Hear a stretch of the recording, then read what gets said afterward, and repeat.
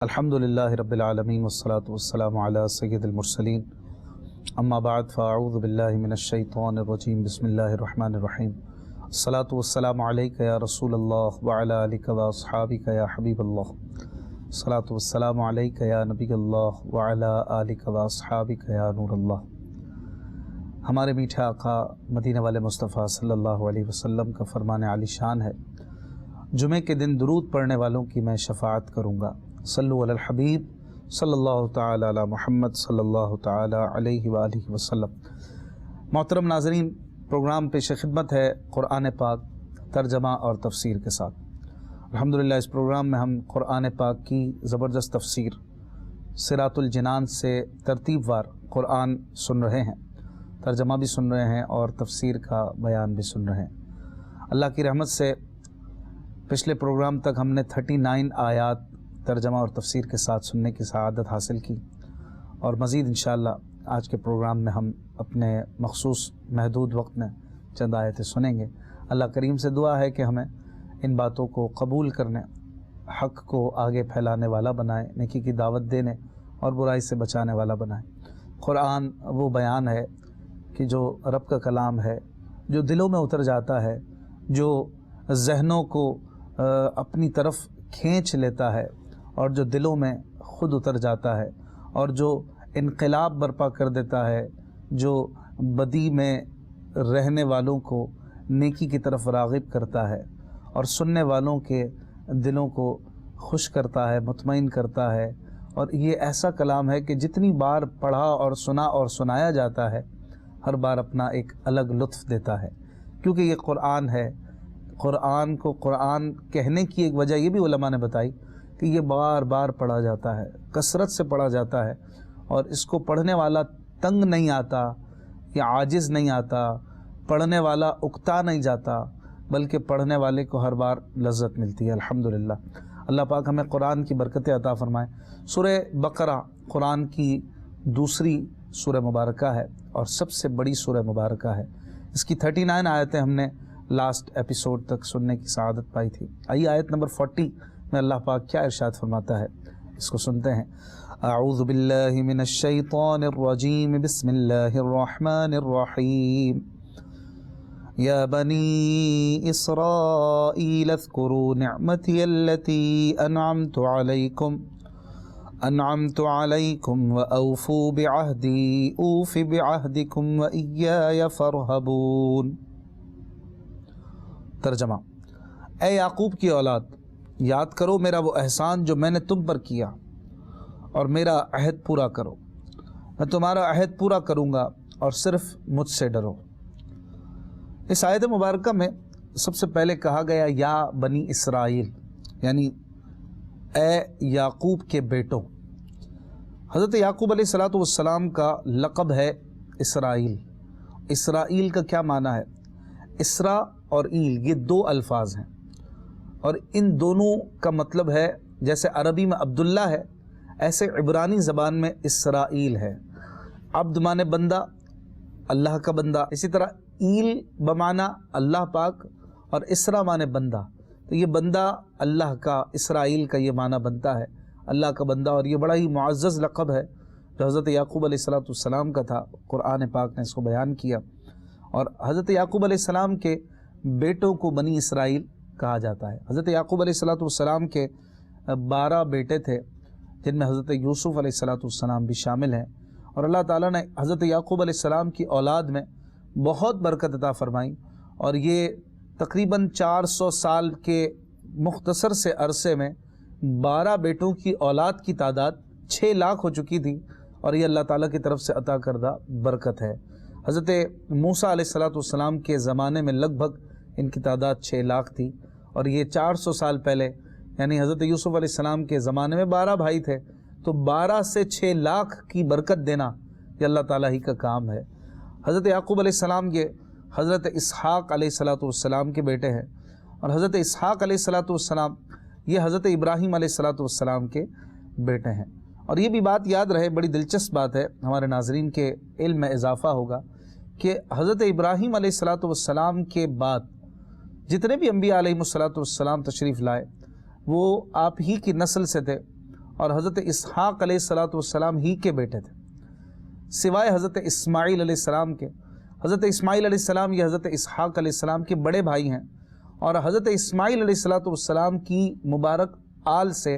کوئی بھی نبی نہ ہوئے سوائے حضرت محمد مصطفیٰ نبی آخر الزمان صلی اللہ علیہ وآلہ وسلم کے، کہ حضرت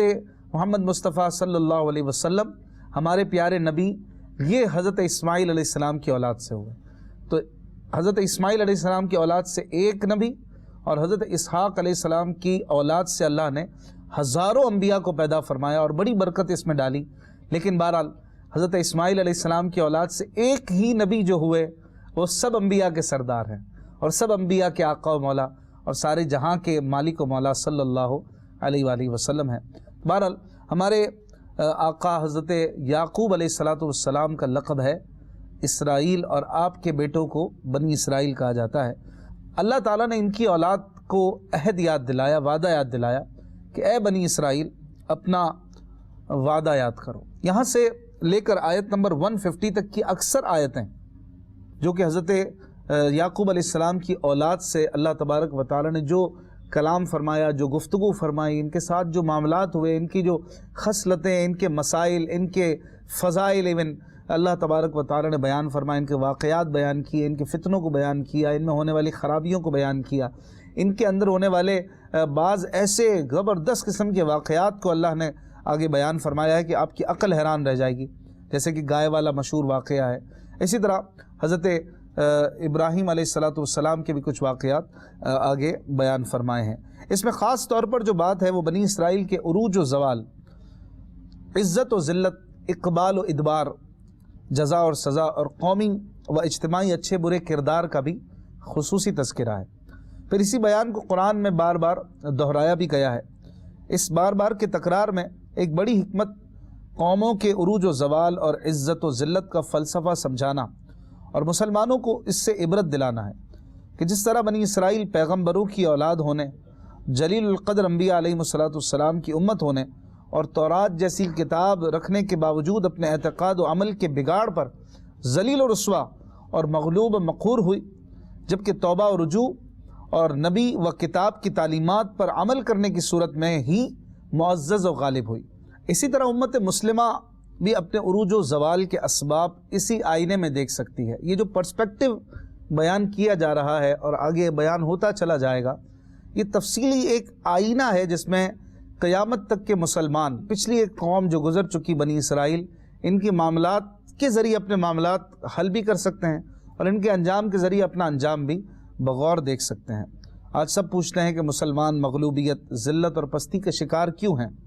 قرآن میں بیان کردہ بنی اسرائیل کا قومی اور اجتماعی کردار اور موجودہ دور کے مسلمانوں کا قومی اور اجتماعی کردار سامنے رکھ کر موازنہ کر لیں، خود ہی سمجھ آ جائے گا کہ اگر بنی اسرائیل کو کانٹے ملے تھے تو ہمیں کانٹے بونے کے بدلے آم کیوں ملیں گے؟ جو بوئیں گے وہی کاٹیں گے۔ اللہ تبارک و تعالی نے زیر تفسیر آیت میں یہ بھی ارشاد فرمایا کہ اذکروا نعمتی، اے بنی اسرائیل میری نعمتوں کو اور میرے احسان کو یاد کرو۔ اس آیت میں نبی کریم صلی اللہ علیہ وسلم کے زمانے کے یہودیوں کو مخاطب کر کے ان سے فرمایا گیا، اے بنی اسرائیل میرے وہ احسان یاد کرو جو میں نے تمہارے آباء و اجداد پر کیے، جیسے انہیں فرعون سے نجات دی، ان کے لیے دریا میں رستہ بنا دیا، بادل کو ان پر سایہ کیا، کھانے کے لیے ان پر من و سلوہ اتارا، ان کے لیے پانی کے چشمے جاری کیے، انہیں طاقتور قوموں پر فتح عطا فرمائی اور توریت جیسی عظیم کتاب انہیں عطا فرمائی۔ اور میرا وہ احسان بھی یاد کرو جو میں نے تم پر کیا کہ تمہیں اپنے حبیب صلی اللہ علیہ وآلہ وسلم کا زمانہ دیا، جن کی آمد کی بشارت توریت اور انجیل میں تھی، جو بڑے بڑے نبی ان کی آمد کی باتیں کرتے تھے اور ان کی خوشخبری سناتے تھے، اور ان کے آنے سے پہلے تم ان کی آمد کے لوگوں سے چرچے کرتے تھے اور ان کے نام سے اپنی جنگوں پر فتح حاصل کرتے تھے اور ان کے آنے کا انتظار کرتے تھے اور اپنے نغمے بناتے تھے، قومی سطح پر، ملی سطح پر، اجتماعی سطح پر ان کے آمد کے وعدے کرتے اور دعوے کرتے اور ان کے آنے کے لیے تیاریوں کا گویا اظہار کرتے۔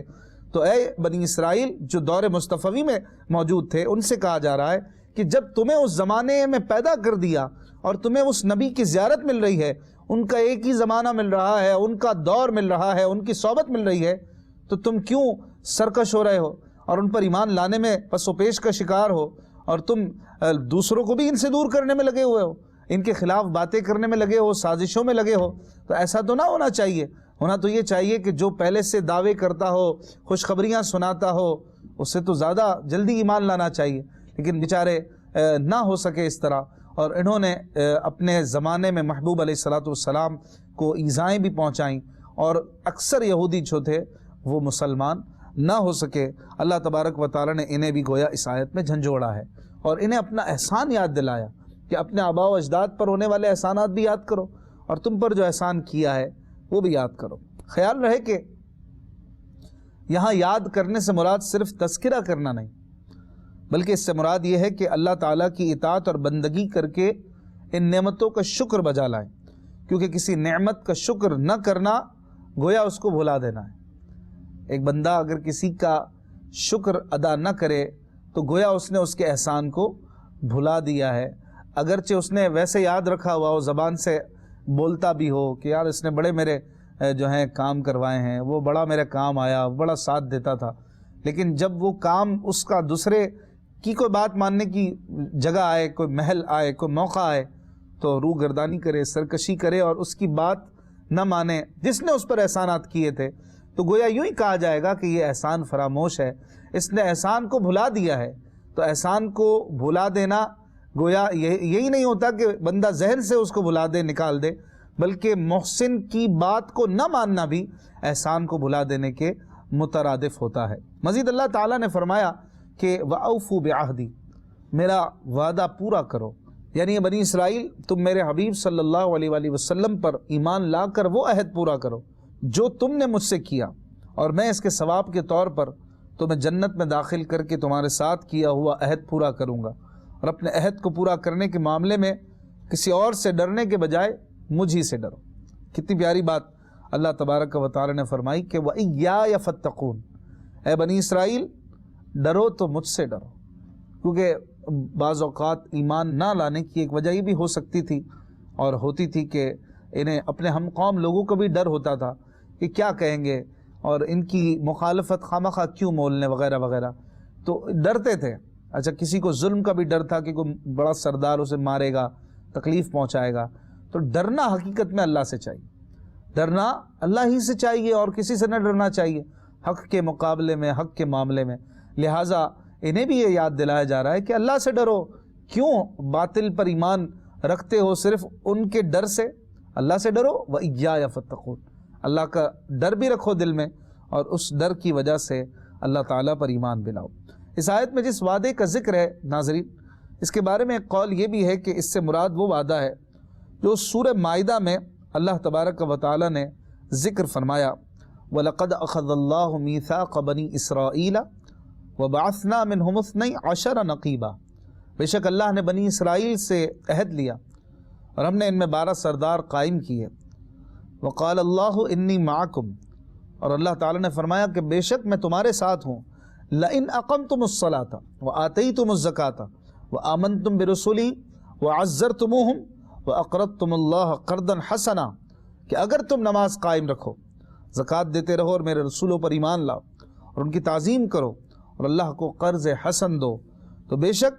کیا ہوگا؟ لأکفرن عنکم سیئاتکم وَلَأُدْخِلَنَّكُمْ جَنَّاتٍ تَجْرِي مِن تَحْتِهَا الْأَنْهَارُ، تو کیا ہوگا؟ فرمایا میں تمہارے گناہوں کو مٹا دوں گا اور ضرور تمہیں ان باغوں میں داخل کروں گا جن کے نیچے نہریں جاری ہیں۔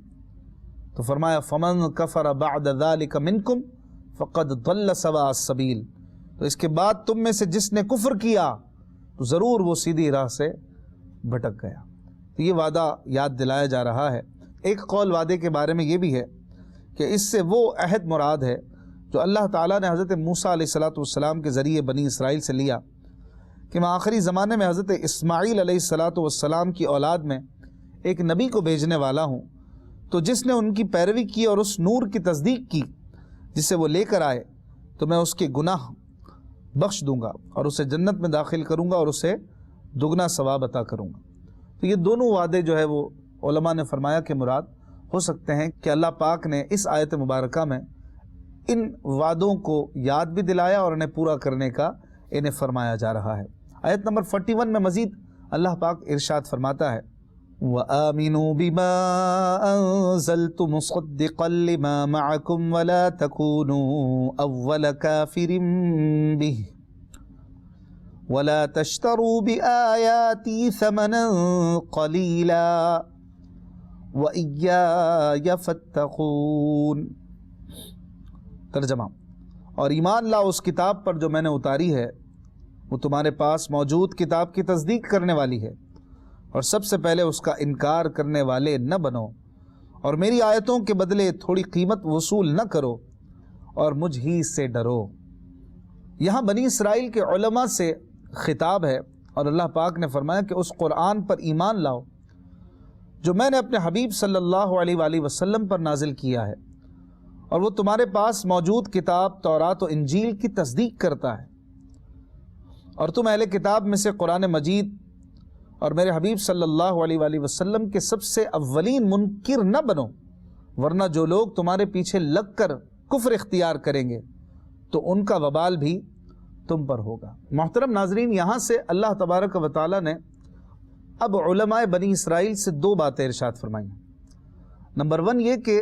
اے علماء بنی اسرائیل، تم قرآن پاک کی تصدیق کرو، اور قرآن جو اللہ کا کلام ہے، اللہ کی پاکیزہ کتاب ہے، اس پر ایمان لے آؤ، کیونکہ در حقیقت یہ قرآن پاک تمہاری ہی کتابوں کی تصدیق کرتا ہے۔ تمہاری کتاب ہے توریت، تمہاری کتاب ہے انجیل، یہ تمہارا پراؤڈ ہے، یہ تمہارا پرائیڈ ہے، فخر ہے، اور تم انہی کا درس دیتے رہے۔ علماء کا کام کیا؟ درس دینا، لوگوں کو ہدایت کی طرف بلانا، اور ان کی سورس کیا؟ توریت اور انجیل۔ اور توریت اور انجیل میں کیا ہے؟ در حقیقت توریت اور انجیل میں وہی باتیں ہیں جو بعد میں قرآن میں بھی ہیں، یعنی ان میں سے کئی باتیں اور کئی وہ باتیں، وعدے، خوشخبریاں کہ قرآن کے آنے کی خوشخبری یا محمد مصطفیٰ صلی اللہ علیہ وآلہ وسلم کی تشریف آوری کی خوشخبری، یہ ساری باتیں بھی اپنے اپنے مضمون کے ساتھ، خلاصے کے ساتھ توریت و انجیل میں گزری۔ تو گویا توریت اور انجیل اس وقت تک ایک سوال قائم تھا نا کہ جب تک قرآن پاک تشریف نہ لایا، ظاہر نہ ہوا کہ توریت کی باتیں سچی ہوتی ہیں کہ نہیں۔ لیکن جب قرآن آ گیا، حضور علیہ الصلوۃ والسلام تشریف لے آئے، واضح ہو گیا کہ توریت اور انجیل سچی کتابیں ہیں، تبھی تو ہزاروں سال پہلے انہوں نے وہ باتیں بتا دی جو آج ظاہر ہو رہی ہیں۔ تو جب قرآن پاک آیا، حضور علیہ السلام تشریف لے آئے، تو توریت اور انجیل کے علماء اور ان کو بیان کرنے والے، جن کی نسلیں، جن کے آباء و اجداد توریت اور انجیل بیان کرتے رہے، وہ کتنے سچے ہو گئے یار، کتنے سچی بات کرتے تھے۔ قرآن واقعی آ گیا، واقعی محمد صلی اللہ علیہ وسلم تشریف لے آئے۔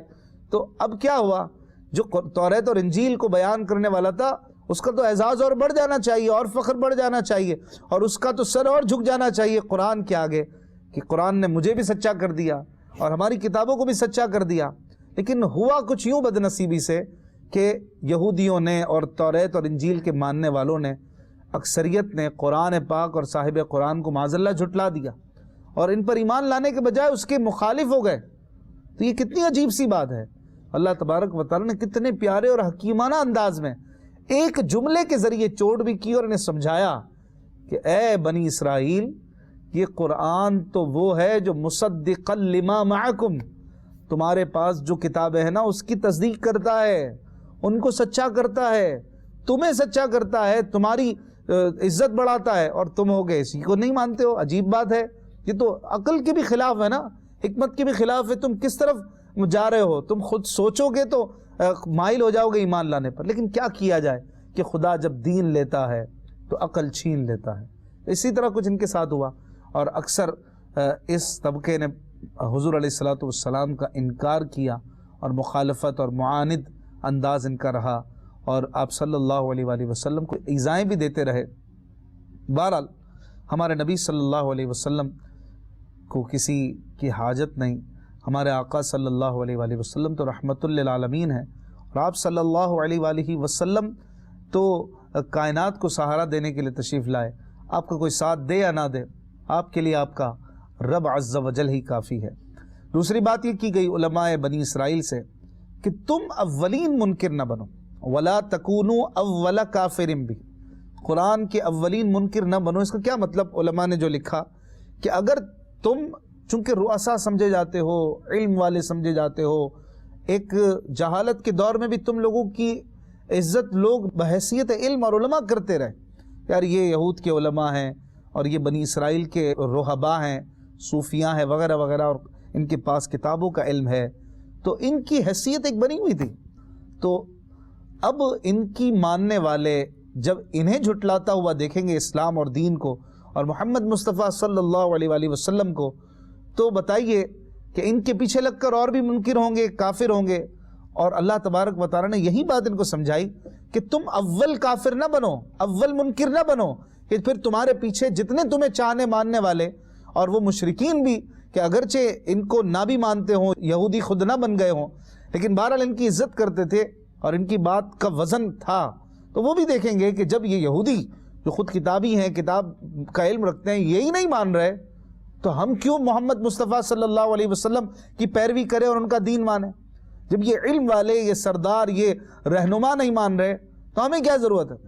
تو یہ بڑا حکیمانہ انداز ہے بنی اسرائیل کو اور ان کے خاص کر علماء کو اس طرف راغب کرنے کا کہ تم لوگ اول کافر نہ بنو، کہ جو اول کسی بدی کی ابتدا کرتا ہے، آغاز کرتا ہے، پھر اس کے پیچھے لگ کر جتنے بھی گناہ میں مبتلا ہوتے ہیں، آغاز کرنے والے کو بھی اس کا جو ہے وہ نتیجہ بھگتنا پڑتا ہے. اور یہ بدی اور نیکی کے ہر کام میں اصول نافذ ہے. اس کی ابتدا کرنے والوں کو، پیروی کرنے والوں کے عمل کا ثواب یا عذاب بھی ملتا ہے. حضرت جریر بن عبداللہ رضی اللہ تعالیٰ عنہ سے روایت ہے، حضور اقدس صلی اللہ علیہ وآلہ وسلم نے ارشاد فرمایا، جس نے اسلام میں کوئی اچھا طریقہ ایجاد کیا تو اس کے لیے اس طریقے کو ایجاد کرنے کا ثواب ہوگا، اور اس کے بعد جو لوگ اس طریقے پر عمل کریں گے ان کا ثواب بھی اس ایجاد کرنے والے کو ملے گا، اور ان عمل کرنے والوں کے اپنے ثواب میں کوئی کمی نہ ہوگی. اور جس نے اسلام میں برا طریقہ ایجاد کیا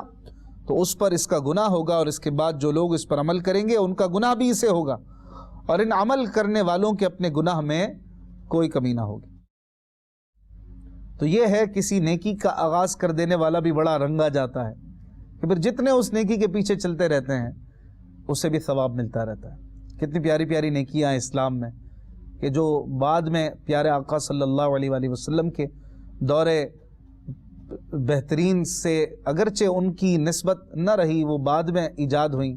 لیکن وہ اچھے کام بن گئے، وہ لوگوں کی نظر میں اچھے ہو گئے، انہیں اہل علم، علماء، اولیاء نے اپنایا اور انہیں جاری کیا. تو اب قیامت تک وہ کام انشاءاللہ ہوتے رہیں گے اور اسے آغاز کرنے والوں کو ثواب ملتا رہے گا. اسی طرح گناہ کے کام کا موجد بننے سے بھی ڈرنا چاہیے کہ میں کوئی ایسا گناہ کا آلہ یا گناہ کا کام نہ شروع کر دوں، پھر میرے بعد لوگ اسے کرتے رہیں، وائرل کرتے رہیں، شیئر کرتے رہیں، پھیلاتے رہیں، اور معاذ اللہ ثم معاذ اللہ سب کا گناہ اس پہلے بندے کو بھی ملتا رہے. کتنی خطرناک بات ہے. ایک تو اپنا گناہ برداشت کرنا کتنا مشکل، اور پھر بوجھ در بوجھ یہ کہ جتنے آپ کے لگانے پر اس گناہ کو کر رہے ہیں، آپ کے پیچھے لگ کر سب کا گناہ. ایک تو اپنا گناہ اس کو سنبھالنا مشکل، اس کی توبہ، پھر کتنے لوگوں کو آپ نے اس میں لگا دیا، ان سب کا وبال. اللہ ہمیں محفوظ رکھے. اللہ تبارک و تعالیٰ سے ہم دعا کرتے ہیں کہ وہ ہمیں گناہوں کا موجد بننے سے بچائے اور نیکی کے اچھے اچھے طریقے ہمیں نکالنے والا، ایجاد کرنے والا بھی بنائے، تاکہ ہم لوگوں کے رہتی دنیا تک کے پھر لوگوں کے ثواب کے بھی مستحق ہوتے رہیں. آیت میں اللہ تعالیٰ نے یہ بھی فرمایا علماء بنی اسرائیل سے کہ وَلَا تَشْتَرُوا بِآيَاتِي ثَمَنًا قَلِيلًا، میری آیتوں کے بدلے تھوڑی قیمت وصول نہ کرو. اس آیت میں دنیا کے حقیر و ذلیل مال کے بدلے اللہ تعالیٰ کی آیات بیچنے سے منع کیا گیا ہے. اور یہاں ان آیات سے توریت و انجیل کی وہ آیات مراد ہیں جن میں حضور علیہ الصلوۃ والسلام کے اوصاف اور نشانیاں بیان کی گئی تھیں. قرآن پاک کی یہ آیات ان یہودیوں کے متعلق نازل ہوئیں جنہیں اپنی قوم سے نذرانے، وظائف وغیرہ ملتے تھے، اور انہیں ڈر تھا کہ اگر معلوم ہو گیا لوگوں کو کہ محمد مصطفیٰ صلی اللہ علیہ وآلہ وسلم کے متعلق جو نشانیاں توریت میں تھیں وہ سچی ہیں اور حضور واقعی تشریف لے آئے ہیں، تو انہیں ڈر تھا کہ کہیں ان کے چندے بند نہ ہو جائیں، ان کے نذرانے بند نہ ہو جائیں، لفافے بند نہ ہو جائیں. یہ ان کے دلوں میں خوف تھا. اس وجہ سے یہ دنیا کے مال کے حقیر چکر کی وجہ سے آپ صلی اللہ علیہ وآلہ وسلم کی تصدیق کرنے سے گھبراتے اور ڈرتے تھے. کتنی گندی ہے یہ دنیا کہ انہوں نے اس وجہ سے آپ صلی اللہ علیہ وآلہ وسلم کی مخالفت کی اور دنیا کے بدلے گویا انہوں نے اللہ کی آیتوں کو بیچ دیا. اس آیت اور اس کے بعد والی آیت سے معلوم ہوا کہ یہودی علماء اپنے باطل مفادات، نفسانی خواہشات اور جاہلانہ توہمات کی بنا پر اپنی کتابوں میں موجود ان آیات کو چھپاتے تھے، جن میں حضور صلی اللہ علیہ وآلہ وسلم کی عظمت و شان اور ان کے اوصاف بیان کیے گئے، اور اگر کبھی کوئی آیت بیان بھی کی تو اس کے ساتھ بعض باطل باتیں ملا کر بیان کرتے تھے۔ حالانکہ علماء کا منصب تو حق بات کا اعلان کرنا، حق اور باطل کو جدا کرنا، مالی اور ذاتی مفادات کو دین پر قربان کرنا اور دین کا محافظ بننا ہے۔ یہود کے بیان کردہ طرز عمل اور علماء کے منصب کو سامنے رکھتے ہوئے ان لوگوں کو اپنی حالت پر غور کرنے کی حاجت ہے جن کا حضور پر نور صلی اللہ علیہ وآلہ وسلم کی عظمت و شان بیان کرنے کے معاملے میں سلسلہ کہیں اور ہی جا کر ملتا ہے، اور ان کے منہ سے بھی